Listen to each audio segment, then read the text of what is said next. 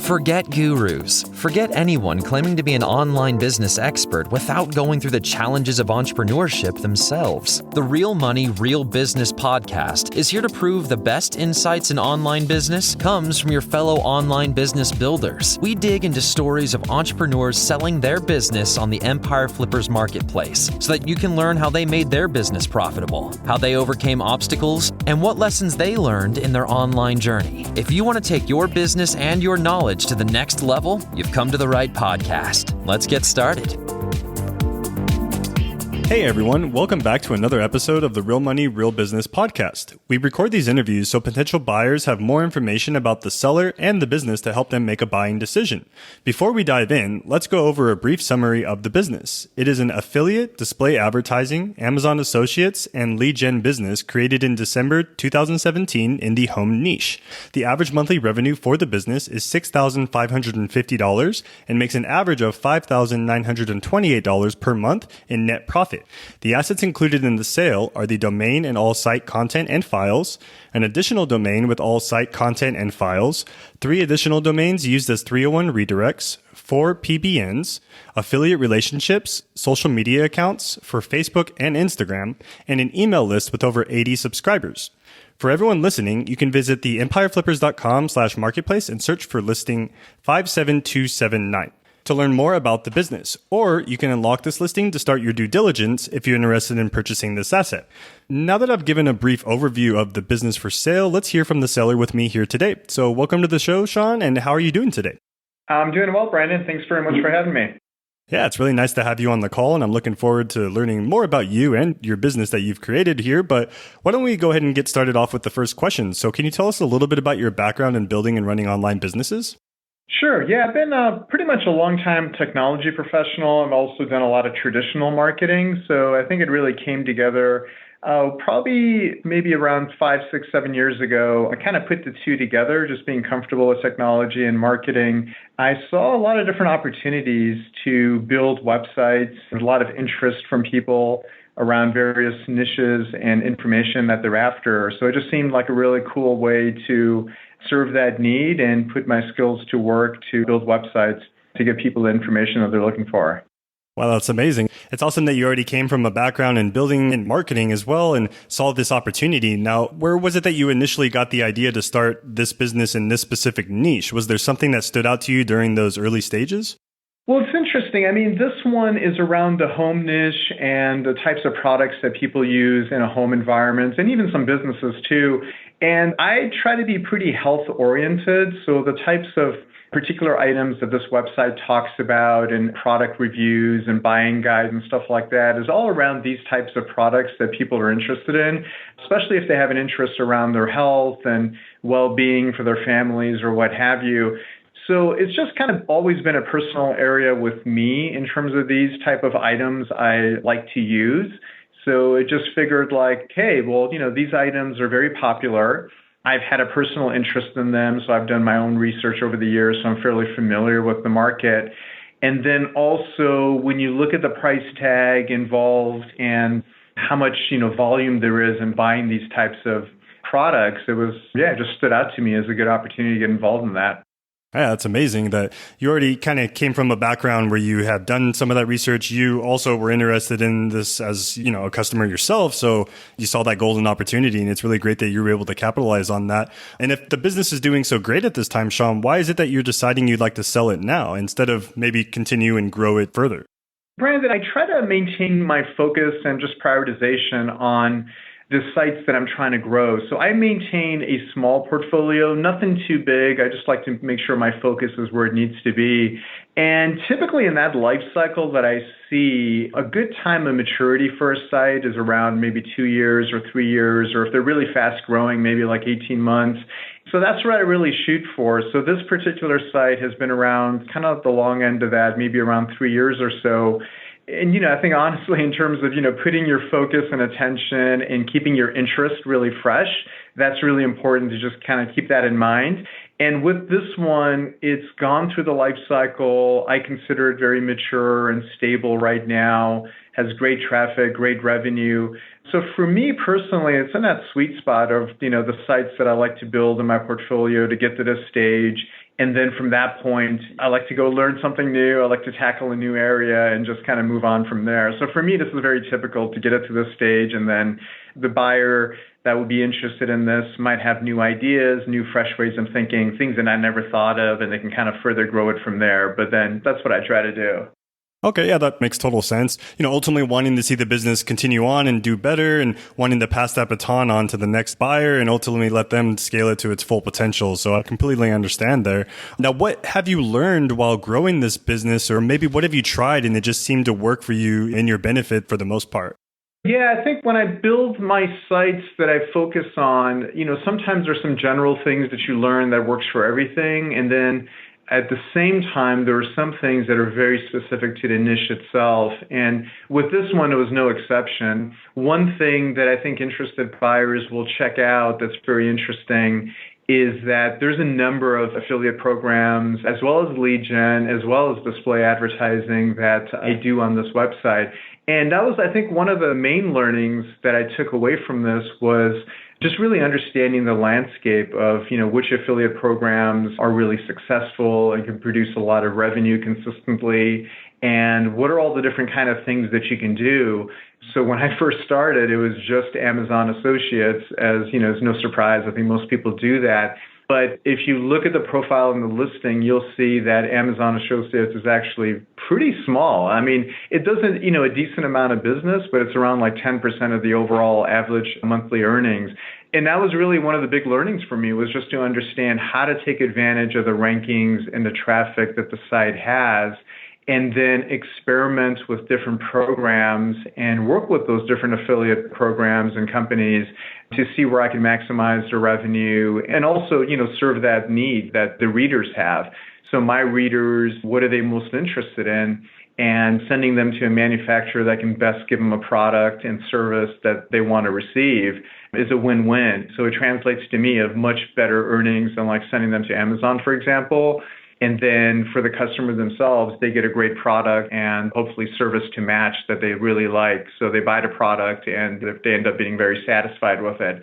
So that was, I think, a great amount of learning that I experienced, was just really figuring all that out for the site. Yeah, I really wanted to touch base on that since you kind of slightly mentioned it there as far as the breakdown and the actual income coming in. So the affiliate side is actually 69%, display advertising 20%, Amazon Associates, which you mentioned before, is about 10%, and the lead gen is 1%. So it's a really, as you mentioned, diversified portfolio across the different types of monetizations with this business. And that's a great opportunity as well, I could see, for a buyer that might want to scale maybe further in one particular area or another. And it's great that you've already kind of built that foundation for them. Now, on the topic of building the foundation, was there anything that you tried with this business and it just didn't give you the return that you were hoping for? Yeah, I think you're always experimenting to see what works, what doesn't work. In fact, just on what we just discussed around affiliate programs, it wasn't like I stumbled across like 12 or 15 and they all worked well and, everything's happy days. There was a bunch that I tried, and for whatever reason, you learn a lot during this process. You see like certain affiliate programs that don't convert well. And after a while, you develop a really good eye, too, because once you look at the programs and you look at their webpage, you think to yourself, do I really want to send my traffic there? Because you can just see right away that maybe it's not the best experience for your readers when they click through and go there. Maybe it's confusing. Maybe it's not visually appealing. Maybe also there's not enough opportunities for them to get questions answered really easily, that sort of thing. So those were all things that I learned, was just to understand like, okay, well, why is this not converting well? Let's go to a different program and try that.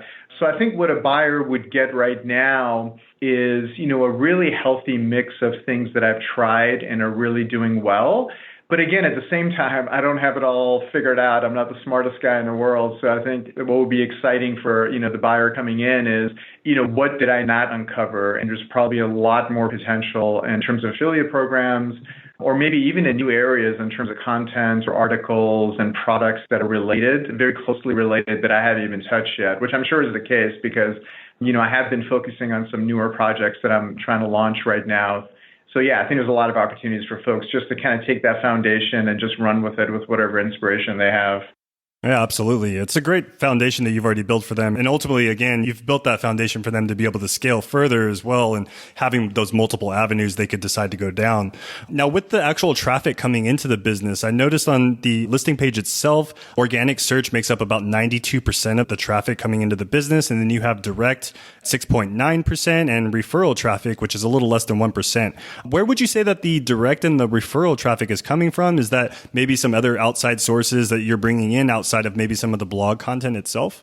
Yeah, it's interesting. I mean, when we've done the link building exercises just to kind of get more attention and reputation for the site and help the rankings, one of the things I was very focused on is to look at the niche itself and see what kind of industry groups are out there, and not all commercial. So I've been very focused on not just getting links in terms of like the usual suspects and everything commercially oriented. So I've been looking at, when we look at the topic of this niche itself, what's interesting to people, what would lend a lot of credibility in terms of industry groups or other folks in the industry that you could be associated with. And when I pursued those and built some of those relationships, got some of those links, I think that's where you established a website as, not just a website trying to sell something, but also just offering good information and just good value and giving back to the industry itself. So I can't really put my finger on it, but I would say those efforts have probably, put the branding of this website and the branding of this business out there where folks realize that it's a good destination to go to get information and, whether they're looking to, buy a certain product or just, get more educated on the topics involved. So that would be my guess in terms of maybe where some of that other, direct type of referral traffic is coming from. Yeah, I like that. As you mentioned, you stood away from the typical commercial sites and you went really deep into wanting to provide as much value for your readers as possible. And it's really great because ultimately it does show in the traffic numbers itself that you're starting to build that name and it's ultimately becoming like a household name, I guess you could call it, where people are turning to for their information. So that's really awesome to see that. And I guess a rare case as well where you're not directly going to these commercial sites begging for links, I guess, at that point. So yeah, it's really great to see that. Now, could you walk us through, as the business stands now, what is some of the typical work or maybe some of the tasks that you're doing for the business in terms of maintenance at this time? Sure. Yeah. Again, since I've turned my attention to other projects and this one has been, pretty stable, I haven't done a lot in new areas, but I would say like normal day to day, like what I do on a typical day in the morning with my cup of coffee is just really look at the performance, see what's been going on in terms of traffic to the site, the revenue to the site, just to look for opportunities or if there's any issues or anything else, just some daily administrative work like that. We also tend to get, a decent amount of like commentary on the site itself. So I like to be good in answering questions that our readers have. And what's also interesting is a lot of those questions, because again, people have credibility and trust in the site, they'll share a lot of details around their needs. They'll say, okay, here's what I have going on in my home around this niche, and this is where I need help, and I haven't been able to get advice. And I leverage those opportunities to try to answer the question well to the best of my knowledge. But then also where it gets interesting is, some of the affiliate programs and manufacturers that I built a relationship with, I have good trust in them. So what I can actually do is take some of the, daily commentary on the blog, on the website, and just turn it into a lead and reach out to one of my affiliate program managers and say, hey, John, I got this question. I think one of your sales engineers can probably do a really good job. And, this might turn into something we can convert as a lead to a sale. So that's actually turned out exactly like that, where we've converted these questions on the website and got them into converted sales where, it becomes revenue and commission for me and also a sale for the manufacturer. So that's kind of part of the daily stuff that I do. And I would say more on a monthly basis, of course, just doing normal accounting, since we have so many different affiliate programs, making sure, understand how each one of them earned and making sure all that money's coming in. And then more from a technical perspective of growing the site and all that, probably every month to maybe every quarter, I would look at opportunities from a content perspective to do some keyword research, to see if there's some adjacent products in the niche that I'm not even talking about now that I should, that sort of thing. Again, somebody who's coming in that might be much fresher and wants to attack this, You may want to do that monthly, just have a really good content schedule and just get a lot of information out there, new money articles and what have you. I mean, honestly, I just haven't done that. That was what I did kind of earlier in the life cycle of the project, but just kind of turning my attention to other things, I haven't done that. And certainly, I don't think the niche, especially how this website is approaching it, is not anywhere near like exhaustive areas that you can go into to grow it and what have you. And you can look at some of the competitors that I have for direction there as well in terms of things that they're doing that I haven't even gone into and so forth. So that's how I would look at it. I think the actual administrative is very, very light, very little to do. And the website itself, how I've architected it in terms of plugins and WordPress and everything else, is super lightweight, super fast, and very little maintenance involved in that, very stable. So it's just really, I think, where the buyer would like to take the site and kind of up to them with how enthusiastically they want to attack it and how much, more additional work they like to do. But as it is, it's very stable and the revenue has been very stable, doesn't need a lot of support to continue earning the way that it does right now. That's always great to hear that. And it shows testament to the foundation that you've already created with this business and making it somewhat, hands off and quite passive at that point. And which kind of leads me into my next question for you. Do you feel that there's any specific skill set that a buyer should have prior to acquiring this business? Or could most of the workload and the daily or monthly maintenance that you had mentioned be learned during the transition period? Yeah, I think there are, some of the administrative things are all very basic things. I think anybody with an eye towards business or just kind of fundamentals would be easy to do. If you want to grow it, just want to be realistic about it. I mean, this whole business that we're in terms of creating these content types of sites and serving users' needs in terms of questions they have and giving them, good information. I mean, it comes down to doing good keyword research. I have an agency that I use for all of my content. So it's very simple. After I decide, I'm going to write something on this content or to target these certain keywords, then I just go to them with a template and say, hey, this is the type of article I would like for you to write for me. And then once that comes in, publishing that is very simple, not much technical skills involved, especially if anybody's already, worked with WordPress and stuff. So really not much. I think it comes down to, again, just kind of being honest with oneself and how much interest they have in this field. I think probably most people looking at sites in your marketplace, I think, probably have a decent knowledge already if they're not already doing it, super heavy duty. But, understanding, keywords, understanding research, planning that, and the type of content you want to give to your readers. So there's really nothing terribly technical about any of it. For me, it always just kind of boils down to someone's interest and wanting, to be enthusiastic about just kind of diving in and learning the stuff. Yeah, it's a really great mention as well there too, and having that interest and wanting to scale it and grow it. And I guess that kind of leads into the next question as well in terms of, if hypothetically speaking, if you were to keep this business, what are some of the ways that you would personally try and grow it? Yeah, I think there's always opportunities. I mean, one of the ways that I frankly look at it is, looking at my competitors and seeing where they're doing well, where they're not doing well, and just trying to piece that together. And sometimes some very obvious things comes out. Like if I have, niche products X and Y that I'm talking about, and there's a very natural Z that you could do, those are very easy areas, low-hanging fruit that you can just take a look at. What's the competitor doing? I may not even need to do my own research. What keywords are they targeting? What are they talking about in their, these products that I'm not mentioning today at all, but they are. So that would be some very easy things that I do for all of the businesses that I get into, just look at the competitive landscape. And then also, if somebody's looking at this listing because maybe they're particularly interested in this niche or they have their own, personal involvement in it, that would be another great area of inspiration. It's like just use your own knowledge of maybe interacting with these products yourself on a daily basis or in your life experience. And, what do you think? So there's really no wrong way to go with it. And like I mentioned previously in the other questions, Brandon, I learned a lot along the way. So you're not going to have all the answers up front. But again, if you have the interest of diving into this, there's a lot of great learning as you go through the process. And, you can just try different things. And there's really no hard and fast rule because you really don't know what's going to work. So it's just a matter of just, trying some things out, and they may work in ways that you didn't even think of. So it's a kind of a cool, creative process to go through. Yeah, I guess that's kind of the power of Google as well, too. You really never know what they're going to also think that's great or not great, I guess, in terms of what they're going to rank you at. So yeah, it's always a learning process. And, I guess it doesn't hurt to test new directions, new avenues, and then you might strike something that you never knew was a great potential at that time. So yeah, that's really solid mention is there as well. Now, I guess on the flip side of that, Sean, so what do you feel are maybe some of the potential risks associated with this business that a buyer should be aware of?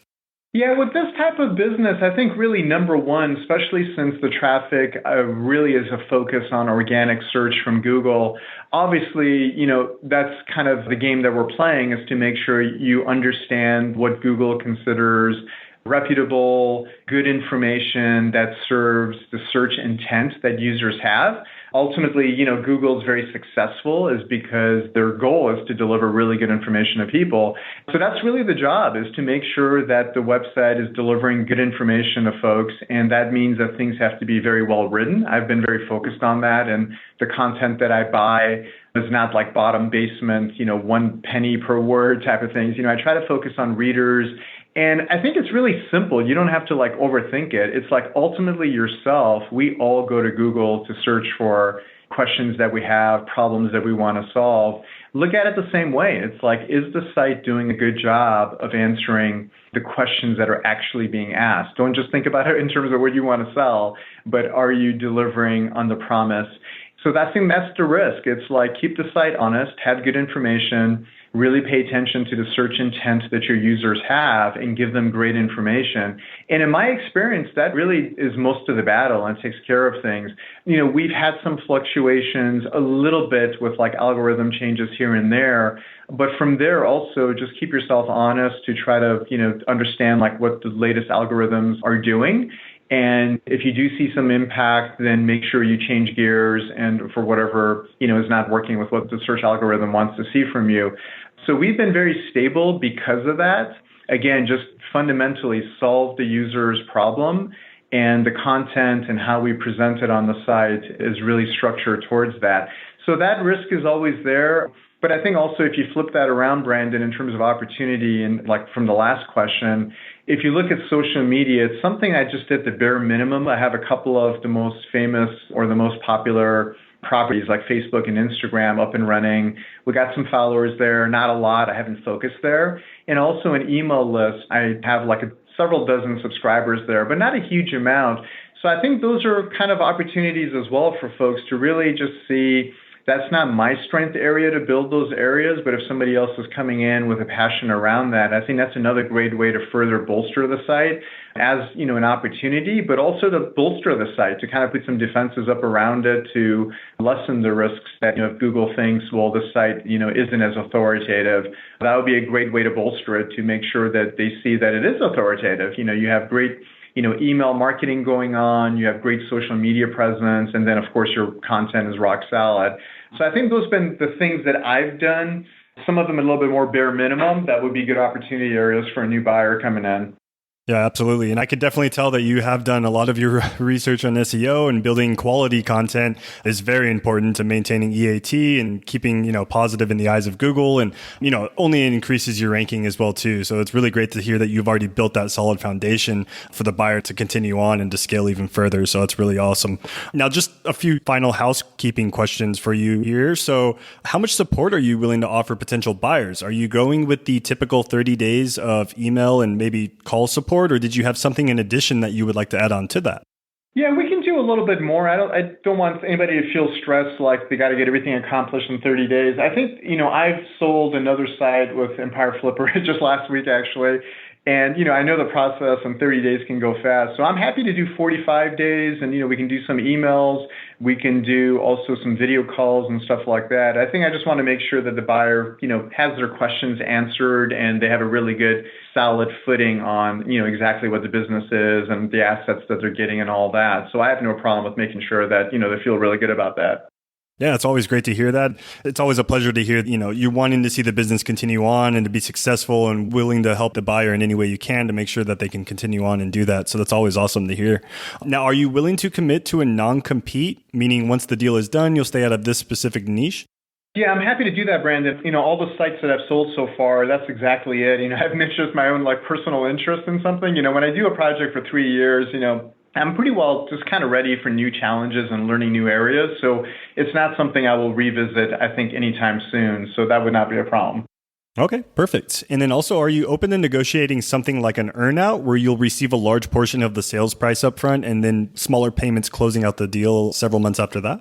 Yeah, I would be open to talking about that and just seeing what ideas the potential buyer has and just kind of, discussing and negotiating all that. So yeah, definitely not a hard no. I'd like to, just kind of see what they have in mind and go from there. Okay. And I'm sure our buyers can also see the value in that, something that can always be discussed during the negotiation period as well. So it's always great to hear. Now, just a few last questions here for you, Sean. So putting yourself in the shoes of a buyer, why do you think that your business is worth buying?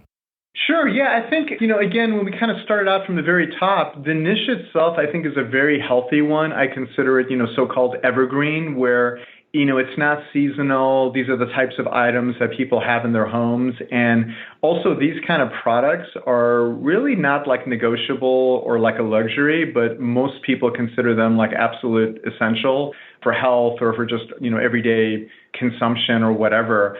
So that's really great. I think that's a strong value proposition to a buyer to be involved in something like that.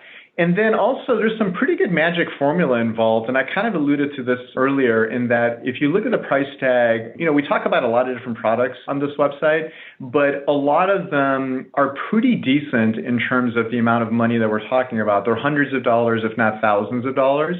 And at the same time, when you look at the volume of how people, mostly American market or others, we also serve Canada and some other English-speaking countries, the amount of purchases that happens, even at these price levels, hundreds of dollars or thousands of dollars, is pretty high throughout the year, very seasonal. very non-seasonal. Again, I think a pretty strong proposition for getting into a business that's going to deliver, very solid, stable earnings throughout the year. There might be some ups and downs, of course. There will be some seasonality or manufacturers have big sales during holidays or what have you. So that's all really good.